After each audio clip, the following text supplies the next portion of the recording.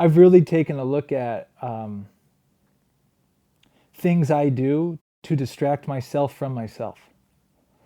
And during these shutdowns and over the past several months, I'm not going to lie, and I'm sure a lot of people probably have gone through something similar, but it got very uncomfortable at times, especially for those of us that live alone and, our human interactions cut off and things you used to do are no longer possible at the moment.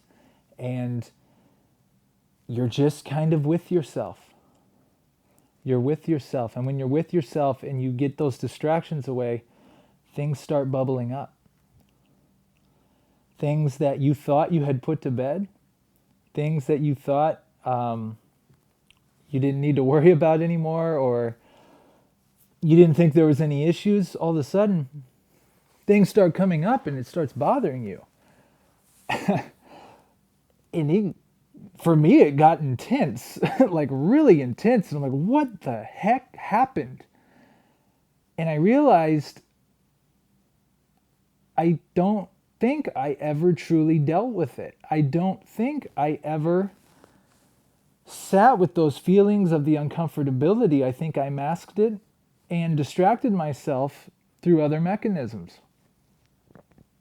You know? And when I had those defense shields or distractions, whatever you want to call it, taken away, I realized that I had to really sift through it, and it really bothered me. But what's interesting is I got through it. I got through it, and some of those things don't bother me anymore. It was a very uncomfortable ride, but it taught me that, and I've read this in books, but it's another thing to actually come to the realization yourself. Sometimes you are just supposed to be uncomfortable. Not everything is going to feel good, but that's part of being a human. And by accepting that uncomfortability and not running from it and just letting it run its course and letting me deal with it and deal with things and look back and reflect. And I don't live life in regret, but you can also live life with a how do I improve attitude. Okay, maybe next time that situation happens, I'll behave differently here, or I'll take different actions there. Or, you know what? I now understand where that person was coming from in that situation. And it's just a multitude of things. And that's why I think, for me personally,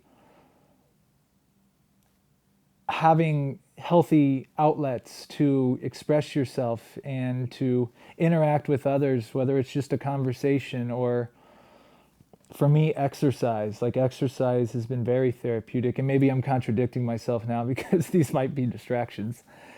I don't know if the answer's to just sit in a white room with nothing around you and hope you work through it on your own. Maybe you do need some help, and there's nothing wrong with that. There's nothing wrong with getting help. I know for myself, and now we're going somewhere else maybe with this, I have had my mood literally elevated when I got on the phone with a friend and start talking to a friend. Because what you realize when you start talking to a friend is you're not alone. You're not alone in this world. It may feel that way at times, but everyone's here, man, and everyone's going through stuff. And I think it's important to recognize, not only the own stuff you go through, but to recognize that other people are going through stuff. And be there for people and listen. And it's cliche, but let them know, hey, it's going to be all right. The mind is a crazy place, man. It's a crazy place.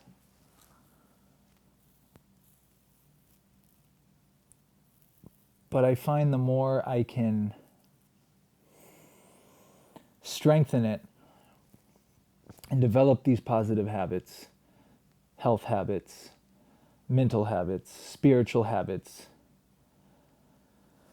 The more you can get balanced, the more, as crazy as the world is, the more you feel you can walk through it and navigate it and have a good energy about you.